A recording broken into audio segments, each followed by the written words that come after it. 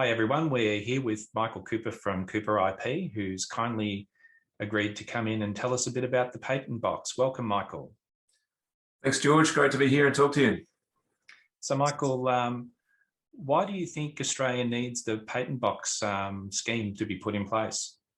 To spur innovation, basically, on a couple of different measures, particularly the Global Innovation Index, where we're not doing as well as we could be. Our patent filings for a few years now have been rather flat on a per capita basis. We're not, we might be innovating, but we're not protecting it as well as we could be. And I think that patent box could be a step to trying to rectify that and improve our position on a global scale. So Michael, at the moment, there's not a lot of detail about our patent box, but are there other patent boxes in the world that are already in place, and how do they work, and what do you expect our scheme to be like? Thanks, George. A couple of other jurisdictions have already these schemes in place, a notable one being the UK.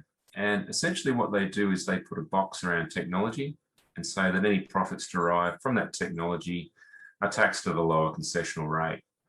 And the logic behind this is spurring innovation on getting people to invent things, take products to market.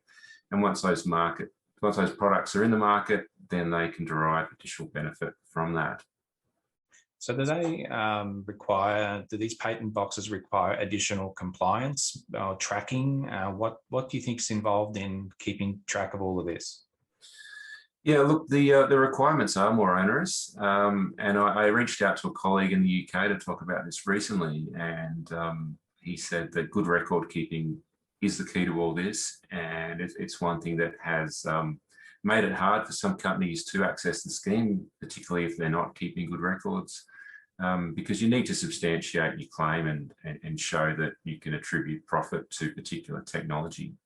Right, so keeping track of what patent is in which product, and therefore when that product makes a profit, you can trace it back to the correct patent and therefore claim the scheme.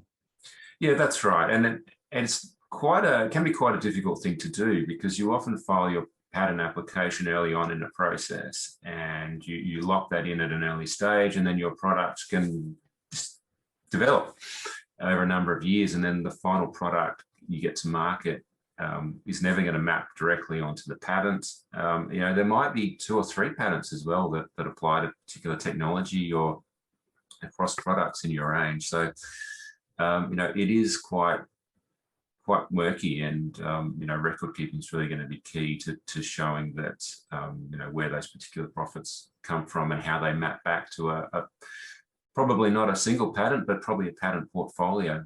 Yeah, that makes sense. So what kind of businesses are likely to benefit from this within Australia?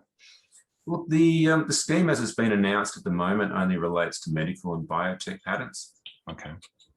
What my colleague informed me in the UK was that they've seen that the biggest users of the system are the big players in the industries, the ones that have teams that can really help with this sort of technology. But also small companies as well. So ones that really rely on every dollar that they can get, and companies that are really trying to bring products to market as efficiently as possible. Any hint of further support, they're keen to get onto. So the smaller companies are benefiting and making those applications as well. So the idea is that the patent box encourages innovation within the country and will allow businesses to claim back an additional tax deduction for the profit that they're generating from those patents. Where is the scheme up to within Australia at this point? So look, so far it's only been announced. We're still waiting on details. How it's going to play out, we're not quite sure. What it seems to apply to is, the wording of the announcement is that it's going to apply to new technology. So things that are filed after the announcement date or when the scheme's introduced, which will be interesting to see how that maps onto product development cycles. Anyone that's recently filed a patent application might feel like they've missed out. It's interesting to point out that why at the start of your question you talked about patents and technology, and I might just point out that patents are often used as an indicator of levels of innovation because it's an output. It's a physical thing that happens. You file for a patent application, you might go through a product development cycle, and great ideas are really hard to measure, but patent applications, it's a number. And so, the patent box sort of ties that intangible process at one end with an output. And, hopefully that's what it does, is that it spurs that.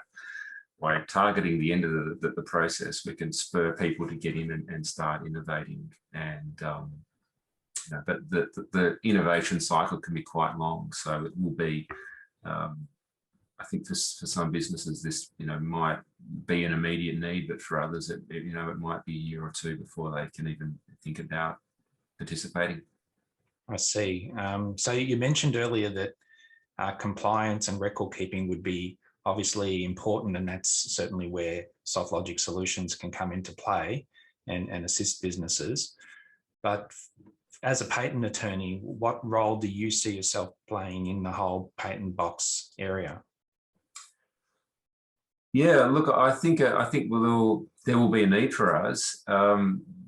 Patents are complicated documents, and someone is going to have to make a call, particularly if an audit or whatever like that is initiated, that someone's going to have to make the call to say, this legal document, does this relate to some technology? And you're probably going to need someone with a technical understanding.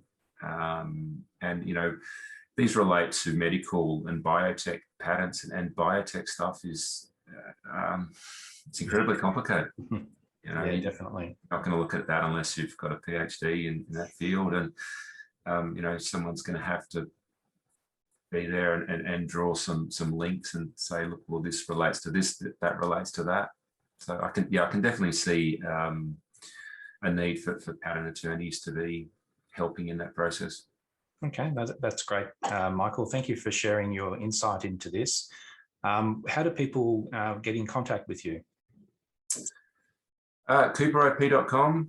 Come through to our website. We can our contact details there, and we also offer free initial consultations, and they can be booked through our online booking link as well. So anyone has any questions, they can just jump online and book a chat with us. Fantastic, Michael. Thanks for taking the time to meet up with